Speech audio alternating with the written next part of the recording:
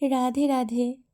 Hello friends, welcome to my YouTube channel. আমি অর্পিতা ব্যানার্জি। আমার আজকের ভিডিওতে তোমাদের সবাইকে জানাই ওয়েলকাম। Hello hello friends.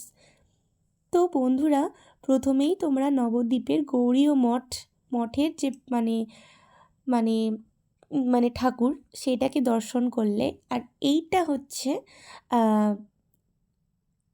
মানে সোনার গৌরাঙ্গকে তোমরা দর্শন করলে।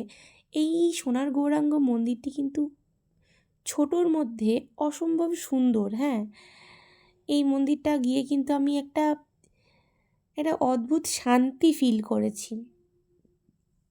তো আমি প্রথমেই তোমাদেরকে বলেছিলাম যে আমার নবদ্বীপের দুটো ভিডিও আমি শেয়ার করব। তো প্রথমে আমি নরহরি ধাম এর ভিডিওটা শেয়ার করেছিলাম, তো তোমরা দেখেছো। তো আজকে হচ্ছে নবদ্বীপের বাকি যে জায়গাগুলো ঘুরেছিলাম, প্রভুর জন্মস্থান এবং বাকি যে মন্দিরগুলো ঘুরেছিলাম, তো সেইগুলোর ভিডিও। তো বন্ধুরা, আমরা ওই মায়াপুর থেকে মায়াপুরের ইস্কন প্লাস মায়াপুরটা ইস্কন দর্শন প্লাস মায়াপুরের যে আশেপাশের জায়গাগুলো ছিল, মন্দিরগুলো ছিল, সেইগুলো দর্শন করে আমরা সেই দিনই ওই 3:30-4টে নাগাদ পৌঁছে গিয়েছিলাম নবদ্বীপ লঞ্চে করে। তো তারপরে আমাদের হাতে কিছুটা টাইম ছিল, সেহেতু আমরা সেই দিন রাত্রে পায়ে হেঁটেই অনেকগুলো মন্দির দর্শন করে নিয়েছিলাম। তারপরের দিন টোটো করে আবার পুরো নবদ্বীপটা ঘুরেছিলাম। তো এইটা হচ্ছে পোড়ামাতলা। হ্যাঁ, পোড়ামাতলা খুবই জাগ্রত। এটা হচ্ছে শিব মন্দির পোড়ামাতলার, আর কালী মন্দির দেখলে। তো পোড়ামাতলা নাকি খুবই জাগ্রত, এখানকার মানুষদের মুখে শুনলাম।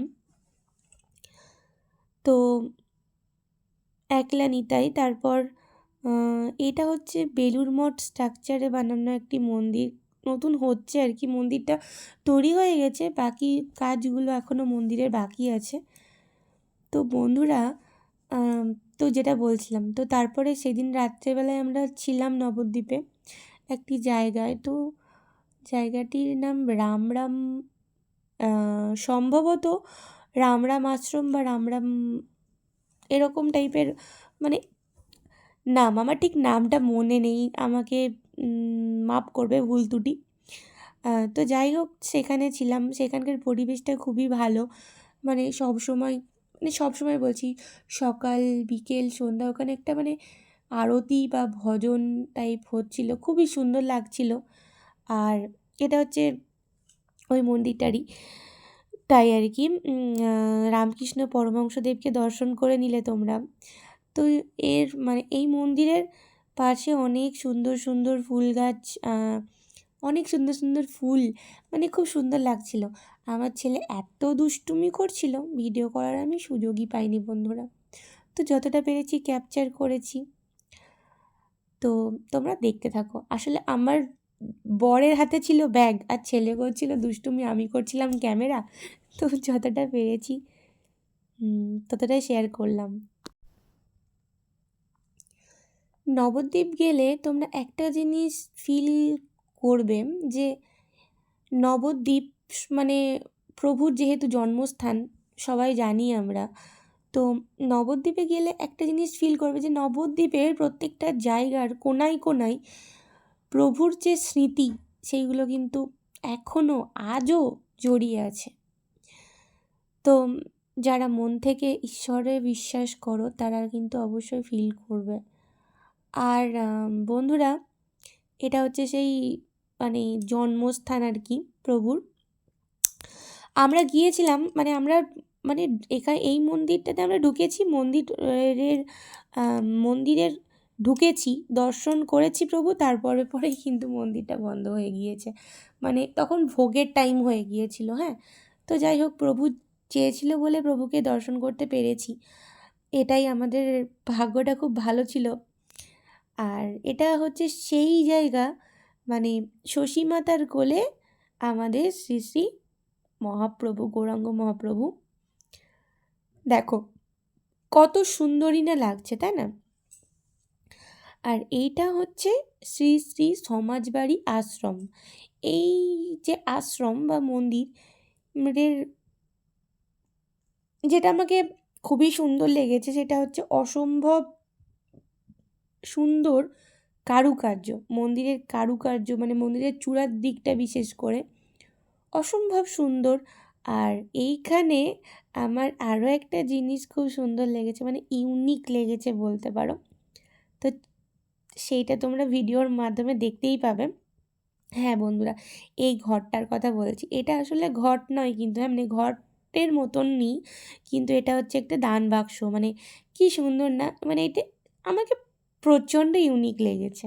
এখানে একটা শিব মন্দিরও ছিল। তো আমি দেখবে মানে ভিডিওর মাধ্যমে কিন্তু জুম করে এই মন্দিরের চূড়াটা তোমাদেরকে দেখাবার চেষ্টা করেছি। তো কতটা পেরেছি জানি না, কিন্তু দেখাবার চেষ্টা করেছি। আর হ্যাঁ, তোমরাও কিন্তু অবশ্যই যদি যেতে চাও তাহলে কিন্তু নবদ্বীপ মায়াপুর থেকে ঘুরে এসো, খুব ভালো জায়গা। আর বন্ধুরা, তোমরা কিন্তু আমাকে জানিও যে আমার ভিডিওগুলো তোমাদের কেমন লাগছে, কারণ তোমরা যদি আমাকে উৎসাহ দাও তাহলে আমি আরও ভালো ভালো ভিডিও মানে তোমাদেরকে দিতে পারবো আর কি, পোস্ট করতে পারবো। তো এটাই তো চাওয়া, আর কিছু না। অবশ্য আমার ভিডিও দেখতে ভালো লাগলে অবশ্যই দেখো, আর যদি কারোর ভালো না লাগে তাহলে দেখো না। যাই হোক,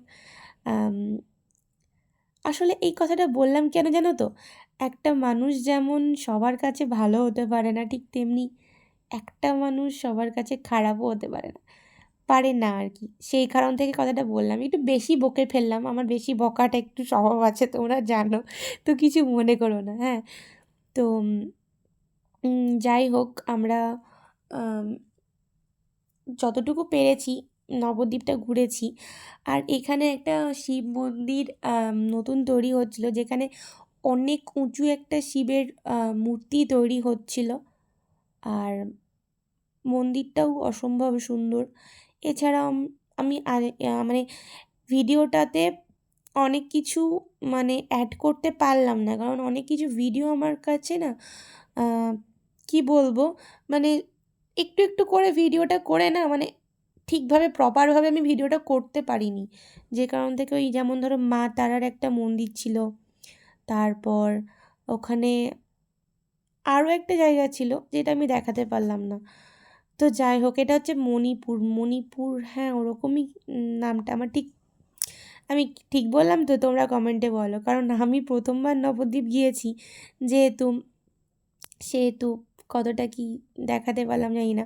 এখানে রাজহাঁসগুলো জলের মধ্যে খেলা করছিল, কি সুন্দর লাগছিল, মানে কি বলবো, মানে একটা প্রাকৃতিক পরিবেশের মধ্যে ছিলাম, দারুণ লাগছিল। আর এখানটাতে এই মন্দিরটাতে ঢোকার সময় কিছু ওই খাবার কিনে নিয়েছিলাম। হরিণ ছিল যেহেতু এখানে সেহেতু ওদেরকে খাওয়াবার জন্য। তো আমার ছেলে কিন্তু খুবই এনজয় করেছে এই ব্যাপারটা। হ্যাঁ, মানে খুবই খুবই খুবই এনজয় করেছে। আর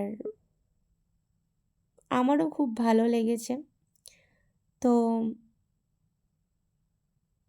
এটাই। তো তোমরাও জানাবে কমেন্টে যে তোমাদের কেমন লাগলো, ঠিক আছে? আর অবশ্যই অবশ্যই অবশ্যই বলবো আমারও খুবই ভালো লেগেছে নবদ্বীপ মায়াপুর গিয়ে। তো আমি এর আগের ভিডিওতেও তোমাদেরকে বলেছি যে অনেকেই বলে প্রভুর জন্মস্থান নবদ্বীপ, অনেকেই বলে মায়াপুর। তো এই নিয়ে মতভেদ আছে। তো আমি নিজেকে তর্কের মধ্যে জড়াবো না, কিন্তু আমি ছোটোবেলা থেকে যেটা শুনে এসেছি বা আমি যেটা গিয়ে নিজেও ফিল করেছি যে নবদ্বীপ অবশ্যই প্রভুর জন্মস্থান। এটা আমার মতামত। এটা হচ্ছে যেখানে আমরা ছিলাম সেখানকার প্রভু, তোমরা দর্শন করে নাও। তো বন্ধুরা, কেমন লাগলো ভিডিওটা অবশ্যই জানাবে, আর ভালো লাগলে অবশ্যই আমার সাথে থাকবে, পাশে থাকবে। আজকের মতন ভিডিওটা আমি এখানে এন্ড করছি। Tata, bye. তোমরা ভালো থেকো, সুস্থ থেকো, দেখা হচ্ছে নেক্সট অন্য কোনো দিন অন্য কোনো ভিডিওতে টাটা।